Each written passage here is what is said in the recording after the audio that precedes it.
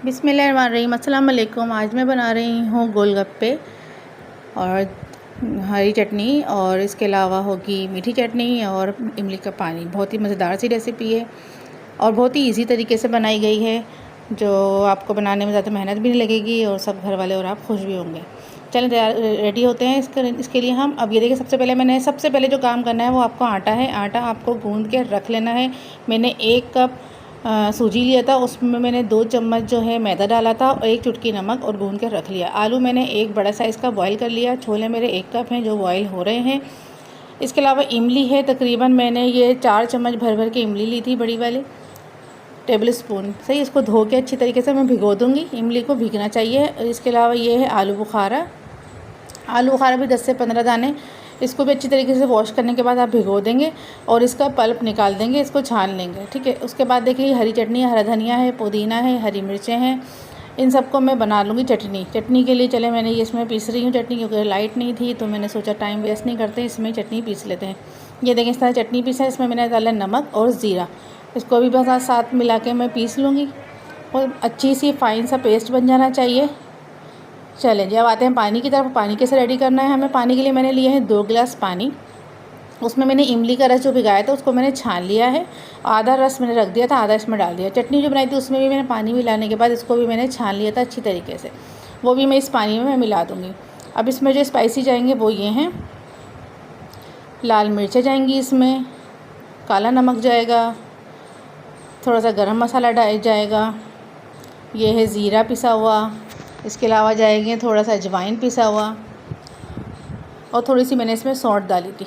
अच्छी तरीके से मिक्स कर देना है। ये देखिए, आपको मसाले नज़र आ रहे होंगे तैरते हुए, तो उसकी टेंशन ना लें। ये अभी हम 2 बार इसको स्ट्रेन करेंगे तो ये बिल्कुल क्लियर पानी हमारे पास आएगा। नींबू डालेंगे हम, तकरीबन 1 नींबू पूरा मैंने इसमें निचोड़ दिया था।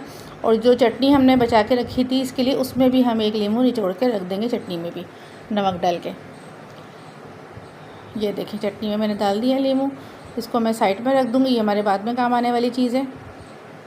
हाथ का जो काम हो रहा था वो मैं इसी तरह से करती जा रही थी। ये देखिए, पानी को मैंने स्ट्रेन कर लिया था।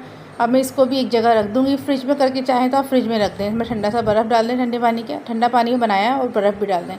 अच्छा जी, ये आलू बुखारा है, ये मैंने भिगो के रखा था, उसी पानी के साथ मैंने इसको पैन में डाल दिया है। अब ये इसी में डिज़ोल्व होगी। इसको आप चम्मच से अच्छी तरीके से प्रेस करते रहें, इस तरह से इसका गूदा निकल जाएगा। और इसको पकाते रहें, कम से कम 4 से 5 मिनट लगेंगे इसको अच्छी तरीके से निकालने में, पल्प निकलने में।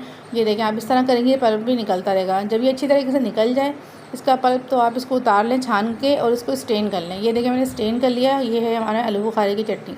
अब इसको दोबारा से मैं उसी पैन में डालूँगी। ये डाल दिया मैंने। अब जो इमली का पल्प बचा हुआ था वो भी मैंने इसमें डाल दिया। इसके अलावा जो इसमें चीज़ें डलेंगी वो 1 चम्मच मैंने भर के इसमें चीनी डाली थी, और आधी चम्मच मैंने इसमें काला नमक डाला था, और आधी चम्मच मैंने पिसी हुई लाल मिर्च डाली है इसमें। अब इसको मिक्स करना है और चलाते रहना है, बस इसको पकाना है हमें जब तक कि अच्छे तरह से गाढ़ा सा नहीं हो जाता। इसको पका लेना है। कुछ लोग इसमें कॉर्नफ्लावर डाल देते हैं गाढ़ा करने के लिए, लेकिन मुझे उसका जायका पसंद नहीं आता। इस तरह से जो गाढ़ा होगा पकते वक्त वो ज़्यादा मज़ेदार सा होता है। अगर आप चाहें तो आप कॉर्नफ्लावर इसमें ½ चम्मच ऐड कर सकते हैं। ये देखें, अच्छी तरीके से ये पक रहा है। अब ये हम निकाल देंगे और ये ठंडा हो जाएगा। अब इसको भी हम फ्रिज में रख देते हैं अच्छी तरीके से। वैसे भी ये गाढ़ा हो गया, इसको ज़रूरत नहीं है मज़ीद हमें कॉर्नफ्लावर वगैरह डालने की, इनफ है इतना गाढ़ापन। अब हम आते हैं ये जनाब अपने, इसको रख देते हैं फ्रिज में। ये देखिए, मैंने आलूओं को मैश करके छोटे छोटे टुकड़े काट के मैंने इसमें छोलों में मिक्स कर दिया था। छोले मेरे बॉयल हो गए हैं। इसमें मैं थोड़ा सा मैंने नमक डाल के बॉयल किया था, तो ऊपर से इसमें नमक डालने की इतनी ज़रूरत नहीं है, अगर आपको लगे तो आप डाल दो। इसे मैंने 1 बारीक प्याज कट करके डाल दी थी, और आधा नींबू मैंने इसमें निचोड़ दिया था।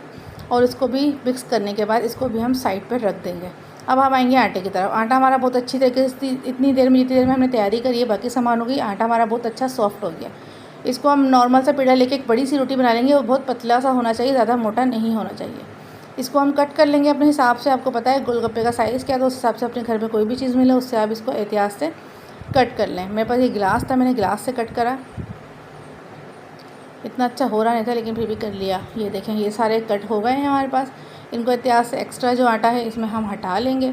हटाने के बाद हम एक एक करके इसको फ्राई करेंगे। अच्छा, फ्राई करने के लिए डीप फ्राई करना है, तेल अच्छा होना चाहिए। ये हमने डाला, इसको देखिए, ये टेक्निक है, ये आपने डाला, इसको डालते ही आप ऊपर नीचे इस तरह से आपको प्रेस करना है। आपको इसको दबाना है, हल्के हाथ से दबाना है। एक बार ये फूल गया उसके बाद आप पलट दें, उसके बाद इसको छोड़ दें। अगला दूसरा गोलगप्पे डाल दो, फ्राई हो। ये देखिए बहुत अच्छी तरीके से ये फूल चुका है। अगर आप डाल के छोड़ दोगे, इसको प्रेस नहीं करोगे अप एंड डाउन करके, तो ये फूलेंगे नहीं। ये देखिए माशाल्लाह से मेरे सारे गोलगप्पे रेडी हो गए हैं। इसके अलावा इसके साथ पानी रेडी हो गया इमली का।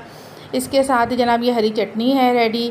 इसके साथ है ये खट्टी मीठी चटनी इमली आलू बुखारे की, थोड़ी सी दाल से और रख दी थी, बच्चों को पसंद है। और ये दही है फ्रेश, और ये छोले और आलू की चाट बना के हमने रखी थी। चले आए इसको बनाते हैं। बनाने का तरीका तो सबको ही पता होगा, जिस तरह से आप चाहें, जो दिल चाहे पहले डालें, जो दिल चाहे बाद में डालें, जैसा आपको पसंद हो, बच जाएगा और डायरेक्ट सब मुँह में ही वापस मज़ा आ जाएगा आप लोगों को। अगर आपको पसंद आई मेरी रेसिपी तो प्लीज़ अपने फैमिली फ्रेंड्स से सबसे शेयर करें, और रेसिपी ट्राई एक बार लाजमी कर लिया करें कि पता चल जाएगा कि हाँ मैं अच्छी चीज़ें बना रही हूँ या नहीं बना रही हूँ। इसी तरह से मैरिनेशन कर दिया हमने इसकी, और फिर जनाब ये देखें कितने मज़ेदार से माशाल्लाह से मेरे गोलगप्पे सारे के सारे रेडी हो गए हैं। अब इसको खाने के लिए आप इमेजिन करें, ये प्लेट आपके पास रखी हुई है, सामने रखी हुई है, और बिस्मिल्लाहिर्रहमानिर्रहीम आप पढ़ रहे हैं और इसको खाने के लिए चलें जनाब। इमेजिन करें ये आपके मुंह में जाने वाला है। बहुत ही मज़ेदार से बना था, बहुत ही ज़्यादा मज़ेदार बना था। एक बार ट्राई ज़रूर करिएगा। अल्लाह हाफ़िज़।